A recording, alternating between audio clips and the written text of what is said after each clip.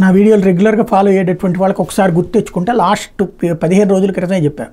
బంగారం అమెరికాలో రేట్లు పెరుగుతున్నాయి, మనకి బంగారం ధరలు త్వరలో పెరగబోతున్నాయి, భారీగా పెరిగే అవకాశం ఉంది.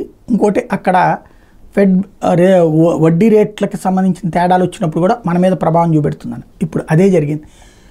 ఇవాళ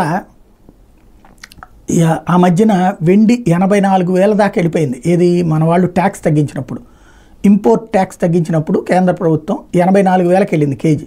ఇప్పుడు దాదాపుగా ₹1,00,000 దగ్గరకు వచ్చేసింది.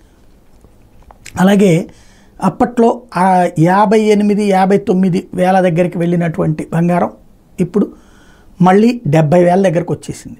69.5-70,000 దగ్గరకు వచ్చేసింది 22 క్యారెట్ల బంగారం. అదే 24 క్యారెట్లది 10 గ్రాములు వచ్చేటప్పుడు 75 రేంజ్కి వచ్చేసింది. అంటే బంగారం బగ్గుమంటుంది అనాలేమో.